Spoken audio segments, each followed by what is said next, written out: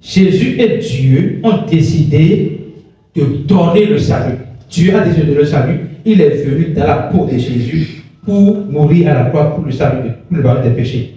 D'accord? Au travers de ce sacrifice-là, l'enfant que nous sommes, l'enfant de Dieu que nous sommes devenus aujourd'hui est né. Donc, nous ne sommes pas les contributeurs du salut, mais nous sommes le produit du salut. On n'a rien fait pour contribuer au salut. Nous sommes juste le produit du salut. C'est-à-dire une décision que Dieu a prise pour nous sauver. Il a pris la décision, il a travaillé jusqu'à ce que cette décision soit accomplie à la personne de Jésus-Christ. Et dès lors, quand nous croyons en lui, nous sommes nés de Dieu. Pas de protocole. Nous croyons en Jésus-Christ, nous sommes nés de Dieu.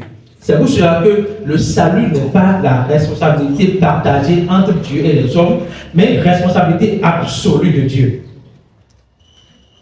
Et pour que ce concept soit clair dans notre esprit, nous allons étudier aujourd'hui ensemble le livre du prophète Ézéchiel au travers des ossements desséchés.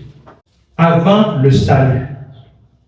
Parce que quand on parle de Dieu est le responsable unique du salut, on ne comprend pas vraiment. Parce qu'on se dit, mais j'ai contribué au salut. Si je ne dis pas oui, là, est-ce que? Ok? Nous allons voir ensemble notre état avant que Dieu nous donne le salut. Donc, on dit, la vallée est remplie d'ossements. Prophétise sur ces eaux et dis-leur, ossements desséchés. Écoutez la parole de l'Éternel. On va pas lire. Romains 10, verset 17.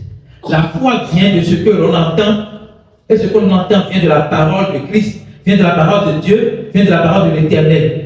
La foi vient de ce que l'on entend. Ce que l'on entend vient de la parole de Christ. Écoutez la parole de Christ. Donc, les ossements desséchés qui sont morts peuvent au moins écouter. Vous comprenez?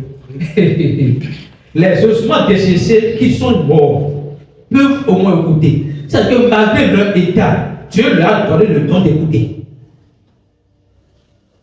Malgré leur état d'avant, Dieu nous a donné le don d'écouter la parole de l'Éternel. On va voir maintenant quelle est la parole de l'Éternel. Allons-y. Ainsi parle le Seigneur l'Éternel à ses eaux. Voici, je fais entrer en vous un esprit et vous vivrez.